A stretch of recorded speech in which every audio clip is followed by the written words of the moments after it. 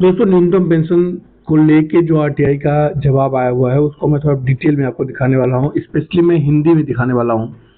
यहाँ पर मैंने इसका एक वीडियो बनाया हुआ था जो कि इंग्लिश लैंग्वेज में था, जिसमें मैंने बहुत कुछ बताया आपको।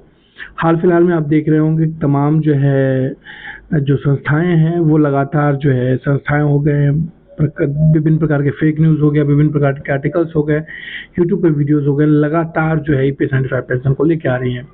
सच्चाई उजागर करने के लिए मैंने एक आरटीआई का आप लोग को जो है पूरा डिटेल दिखाया था। अब इसके बाद लोगों का कमेंट्स मिला, मैसेज मिला कि आप एक बार इसको एक्सप्लेन करिए कि ऐसा क्यों, मतलब एक्चुअल बात क्या है इसको लेके हुए। तो मैं बताते चलूँ कि 13 तारीख को ऐसा हुआ कि सागर जी हैं, श्री सागर, उन्होंने एक आरटीआई एप्लीकेशन डाला 13/6 को। वो आरटीआई एप्लीकेशन इन्होंने ईपीएफओ को लिखा था, ईपीएफओ को इन्होंने एप्लीकेशन भेजा। इसमें इन्होंने प्रश्न पूछा ईपीएफओ से, वो मैं आपको यहाँ पर दिखा रहा हूँ। इसके बाद मैं आपको बताऊंगा कि क्या ईपीएफओ ने जवाब दिया। तो सबसे पहले इनका था कि आदरणीय महोदय, वो लिखते हैं, मैं जानना चाहता हूँ कि क्या श्रम मंत्रालय ईपीएफ 95 को 1000 से बढ़ाकर 7500 प्लस डीए करने की मांग पर विचार कर रहा है। कई समाचार पत्रों, यूट्यूब वीडियो में न्यूनतम पेंशन 7500 करने का दावा किया जा रहा है। विशेष रूप से ईपीएफ 95 एनएसएस संगठन और उनके नेता सार्वजनिक बैठकों में दावा कर रहे हैं कि वे ईपीएफओ उच्च अधिकारियों और श्रम मंत्री के कार्यालय के संपर्क में है और अगले 1-2 महीने में न्यूनतम पेंशन 7500 हो जाएगी। तो ये एक बात जो है ये पूछते हैं और मुख्य रूप से इन्होंने हाईलाइट किया है 3 चीज़ों को। सबसे पहला अगर आप चीज़ यहाँ पर देखें तो समाचार पत्रों की बात कही गई है। समाचार पत्रों में देखिए, एक तो प्रिंट मीडिया होगा, प्रिंट मीडिया की बात यहाँ पर बहुत ज़्यादा नहीं रही है। प्रिंट मीडिया ने सभी में संभावनाएं व्यक्त की हैं, लेकिन आर्टिकल्स की बात की गई। समाचार पत्रों में लगातार आप देख रहे होंगे कि आपको तमाम हिंदी हो या फिर इंग्लिश में हो या अन्य जो रीजनल लैंग्वेज है उसमें भी लगातार आपको ईपीएफ 95 हाइक को लेके न्यूज़ देखने को मिल रहा है।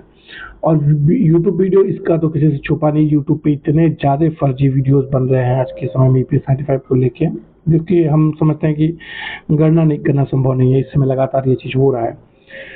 और तीसरी इन्होंने हाईलाइट की है, वो की है कि ईपीएफ 95 एनएसए के संगठन और इन्होंने खटगरे में खड़ा किया है जो नेता लोग हैं, इस चीज़ को लगातार दावा कर रहे हैं कि लगातार हमारे मुलाकात में है। श्रम मंत्रालय हो, श्रम मंत्रालय हो या फिर आपके फाइनेंस मिनिस्टर हो, सभी के संपर्क में है। ये ईपीएफ 95 एनएसए के लीडर्स का जो है दावा रहा है और लगातार ये रहा है। उसको इन्होंने यहाँ पर मेंशन किया कि ये लोग दावा कर रहे हैं कि हमें 1-2 महीने में पेंशन बढ़ जाएगा, और ऐसा दावा आज से नहीं काफ़ी समय से भी किया जा रहा है। तो उसमें कहा गया था कि जो है 7500 वो जल्दी हो जाएगा। मतलब हर एक, चूँकि जो आज के समय में है, जो प्रूफ है वो डिजिटल वीडियोज़ हैं, वो लगातार जो है आप देख सकते हैं कि सोशल मीडिया पे अवेलेबल है। उसका प्रूफ आप देखिए, उसमें जो लीडर्स हैं ईपीएफ 95 एनएसए के, वो लगातार दावा करते हैं कि जो न्यूनतम पेंशन है उसे बढ़ा के 7500 करने के लिए हम लगातार संपर्क में हैं। उस पर क्रियान्वयन चालू है। तमाम तरह के जो है फोटोज़ हों या वीडियोज़ हों, लगातार आते रहते हैं। तो उस तरह के वीडियोज़ देखने के बाद या फोटोज़ के या फिर उनके वीडियो लीडर्स के जो है न्यूज़ जानने के बाद जो है लोगों ने इन्होंने आरटीआई में दाखिल किया, जो है सागर जी ने। अब ये आरटीआई ने जवाब दिया। इन्होंने, देखिए यहाँ पर एक चीज़ ध्यान दें, तो इन्होंने दावा किया था, जो अपना प्रश्न था उसको 13 तारीख को उन्होंने भेजा। 14, 15, 16, 17, 5वें दिन 18 तारीख को ईपीएफओ ने जवाब दिया है। वो जवाब काफ़ी इंटरेस्टिंग है, इसको सुनना चाहिए। आपको ध्यान से इसको देखना पड़ेगा दोस्तों। तो ईपीएफओ ने जवाब क्या दिया? ईपीएफओ बोलता है कि रिकॉर्ड पर ऐसी कोई जानकारी उपलब्ध नहीं है। मतलब उन्होंने जो ऊपर प्रश्न पूछा था उन्होंने साफ साफ कहा कि इसकी कोई जानकारी नहीं है, पहली बात। दूसरी बात है, यह भी सूचित किया है कि ईपीएफ 95 एक स्व-वित्तपोषी योजना है जिसमें नियोक्ता का 3.3% है, केंद्र सरकार का 1.6% योगदान दिया जाता है। योजना के तहत सभी लाभ इन संचयों से भुगतान किए जाते हैं। साफ साफ लिखा गया है कि मतलब एक्स्ट्रा हम कुछ नहीं करते हैं। आपका पैसा है, सरकार का पैसा है, दोनों को हमने मिश्रित किया, आपका और सरकार का, उसी में जो आपको लाभ मिलना है। मतलब एक्स्ट्रा हम कुछ इसमें नहीं डाल रहे हैं। जो भी है आपका है, आपके ही थ्रू आपको मिलने वाला जो नियम है उसके कानून है। लेकिन आगे ये कहते हैं, निधि का मूल्यांकन वार्षिक रूप से किया जाता है और अतिरिक्त राहतें दी जाती है। जैसे कि कोई राहत महसूस होता है, यानी कुछ फंड में कुछ इंक्रीमेंट होता है, तो उस हिसाब से वो राहत की बात कही गई है कि हम उस तरह से देते रहते हैं। यदि निधि की स्थिति इसकी अनुमति देती है तो वर्ष 2000 से वित्त वर्ष 2014-15 को छोड़कर निधि घाटे में चल गई। 2000 के बाद से घाटे में चल गई, मतलब उसके बाद से आपको कोई भी बेनिफिट नहीं दी गई। और आगे कहा गया कोई अतिरिक्त राहत नहीं दी जा सकी। यहाँ पर साफ साफ उन्होंने लिख दिया कि हमने कोई राहत नहीं दी ईपीएस पेंशनर्स को, क्योंकि हम घाटे में तो हम कहाँ से बजट ला के देंगे, इनका कहने का ये तात्पर्य है।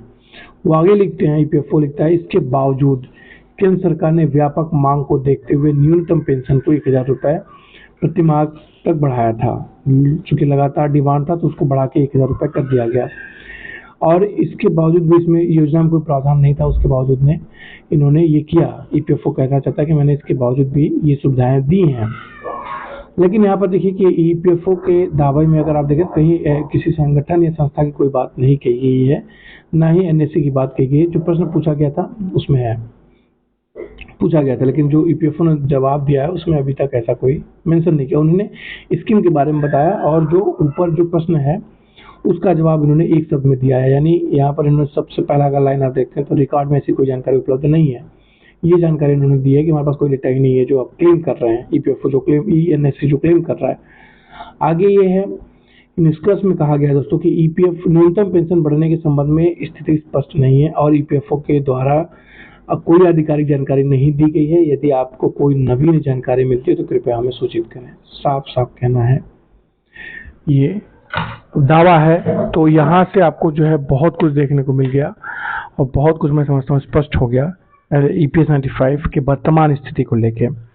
इसके बावजूद भी अगर आपके कोई प्रश्न है तो कमेंट में जरूर लिखिएगा, शेयर करिएगा सभी हिंदी भाषी और अन्य जो लोग समझ पाते हैं इस हिंदी में। इससे रिलेटेड दोस्तों कुछ हमें पोस्ट मिल रहा है जो कि मैं आपके साथ साझा करने वाला हूं, और स्पेशली वो जो पोस्ट हमें प्राप्त हो रहा है वो आपके दूसरे संगठन है, तो वहां से भी कुछ पोस्ट हमें मिल रहा है कि आप उसके बारे में भी बताइए, तो वो भी मैं आपको जल्द ही वीडियो के रूप में साझा करूंगा। क्योंकि वो पोस्ट देखिए, विचार करना काफी आवश्यक है, चीजों को डिस्कशन करना काफी आवश्यक है, चाहे वो पेंशन से जुड़ा हुआ मुद्दा हो, चाहे कोई भी मुद्दा हो। जब तक विचार का आदान प्रदान नहीं होगा तो किसी हम फ्रूटफुल, आप कह सकते हो कि स्थिति में नहीं आ सकते हैं, किसी एक निष्कर्ष पे नहीं पहुंच सकते। तो अभी जो महत्वपूर्ण बात वो ये है कि हमें इस पे विचार करना है, और विचार जो हमें प्राप्त हो रहा है वो मैं आपके साथ जल्दी साझा करूंगा। इसलिए मैं आप सभी से कहना चाहूंगा, सब्सक्राइब कर लीजिएगा, सब्सक्राइब जरूर कर लीजिएगा दोस्तों, इसको शेयर भी जरूर करिएगा, क्योंकि मैं आपके सामने जो वीडियो लाने वाला हूँ वो काफी महत्वपूर्ण है। अन्य जो संस्थाएं हैं उनके विचार भी सुनना चाहिए। अगला वीडियो उसी पे रहेगा। फिलहाल के लिए इसमें इतना ही। आप सभी अपना बहुत ख्याल रखिए। आप सभी का बहुत बहुत धन्यवाद दोस्तों।